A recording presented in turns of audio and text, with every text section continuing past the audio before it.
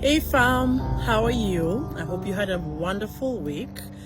I had a not so good week, but God still remains faithful. So today's message, today's let me just say devotion for the week is 1 Samuel chapter 3. And I'll read it. It says, the boy Samuel ministered before the Lord under Eli. In those days, the word of the Lord was rare. There were not many visions. So one night, Eli, whose eyes were becoming so weak that he could barely see, was lying down in his usual place. The lamp of God had not yet gone out, and Samuel was lying down in the house of the Lord where the ark of the covenant of God was. Then the Lord called Samuel. Samuel answered, "Here I am." And he ran to Eli and said, "Here I am. You called me?" And Eli said, "I did not call. Go back and lie down." So he went and lay down. Again, the Lord called Samuel, and Samuel got up and went to Eli and said, "Here I am. You called me?" My son Eli said, "I did not call. Go back and lie down." Now Samuel did not yet know the Lord, and the word of the Lord had not yet been revealed to him. At that time the Lord called Samuel, and Samuel got up and went to Eli and said, "Here I am. You called me." Then Eli realized that the Lord was calling the boy. So Eli told Samuel, "Go and lie down, and if he calls you, say, 'Speak, Lord, for your servant is listening.'"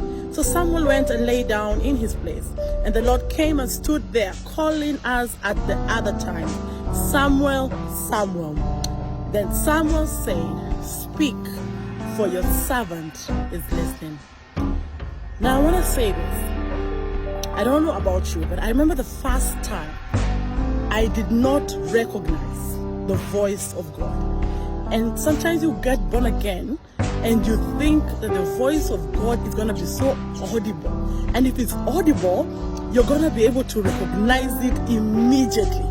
It's not always the case. It's not always the case. My experience was different. I remember leaving, going somewhere, and the voice of the Lord spoke. At that time I didn't know, and it said, "Don't go there." And where I was going was to meet a man of God. I was young. I was going to meet a man of God. We used to pray. And I had it. And the first thing I thought it was the devil. So what did I say? Shindwe. Isn't it funny that we know the voice of the enemy more than we know the voice of God? My God. So anyway, it happened the second time. And I still felt, no, this cannot be God. Absolutely not. I'm going to pray as I usually did. It happened the third time. And let me tell you a story for another day.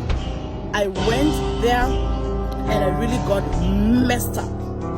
That was my introduction to knowing, discerning the voice of God. And my prayer this week for each and every one of you, Samuel went to Eli. Why?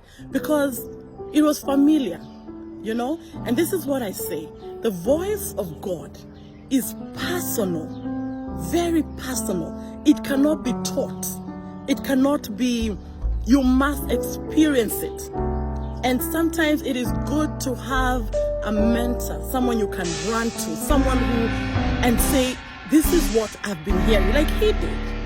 And the mentor, Eli, realized this is God calling him. And he gave Samuel instructions.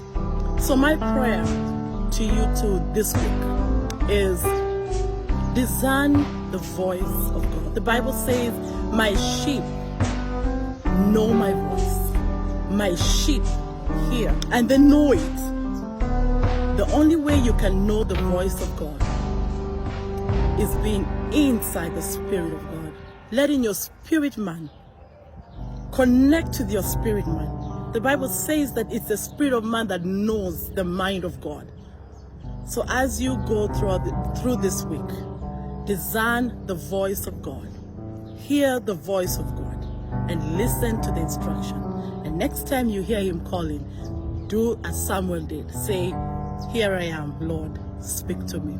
God bless you. Have an amazing week. You are blessed. Bye.